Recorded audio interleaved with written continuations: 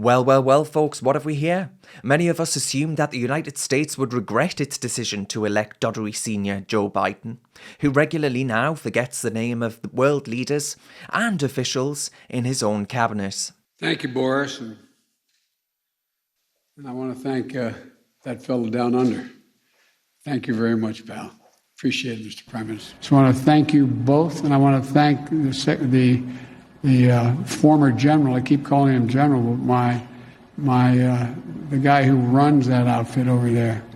I want to make sure we thank the secretary for all he's done. President Biden arguably manages a teleprompter okay, but when he goes off script, he gets into ramble territory pretty darn easily. The lack of press scrutiny as well isn't going unnoticed, with Boris Johnson being blamed by White House Press Secretary Jen Psaki for the chaos in the Oval Office. The Prime Minister took a couple of questions from British reporters, and President Biden refused to take any from his own press corps.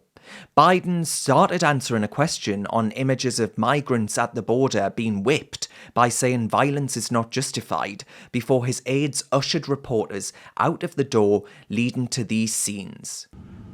Belfast Good Friday Agreement. That's the. I think Thank you. Let's go.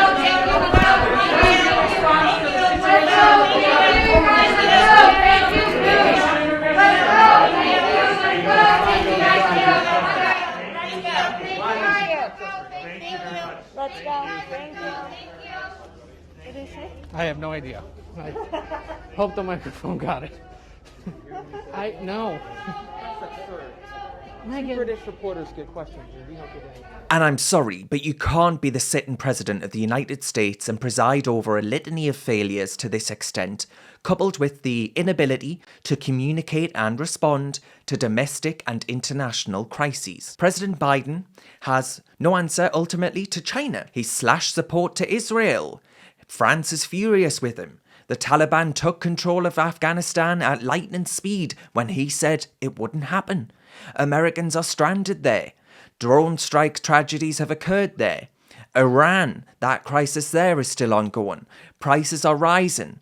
Workers are in short supply. Inflation is up. Taxes are up. The Durham probe controversy. All while Biden claims at the United Nations General Assembly to have restored relations with America's allies in comparison to that under the presidency of Donald J. Trump, which I have to say, let's not forget, as far as foreign policy was concerned, President Trump did a pretty damn bloody good job. You can't lead a country and refuse to answer questions on all of these very important issues. You can't interrupt the leader of one of your closest allies like this as well. If the American president was interrupted by number 10 staff in Britain mid-sentence, there would be uproar, and rightly so. It would be bloody rude of them to do that.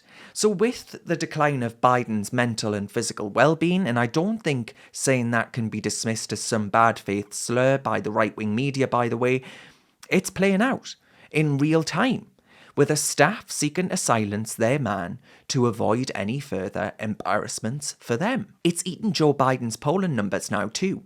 Donald J. Trump has overtaken President Biden in favourability ratings among American voters. A mere 8 months after leaving office. That's an unprecedented polling reversal. The former president has a rating of 48% to the current president's 46% in a Harvard-Harris poll. Further still, 55% of respondents said that Mike Pence was a better vice president than his successor, Kamala Harris. And 63% believe that Mike Pompeo was a better Secretary of State than Anthony Blinken. Harris has obviously made a right balls up with tackling illegal migration at the border in Texas. Another poll in Iowa put Biden's approval rating at 31%, down from 43% in June. That's a pretty steep decline. And you're seeing this play out more and more.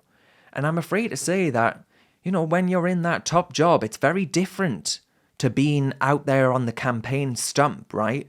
Out there on your soapbox with nice sounding slogans and Build Back Better and all of this utter tosh.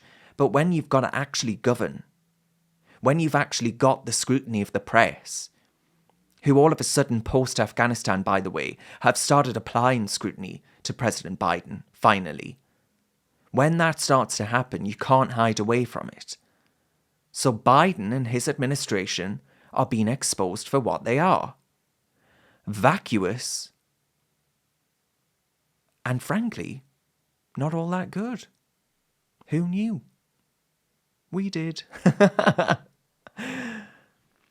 Reasoned relies upon grassroots donations from people like yourself that want us to continue producing our high quality, free thinking content. So please do consider clicking the link and donating, no matter how big, no matter how small, because it really does ensure that we can keep on keeping on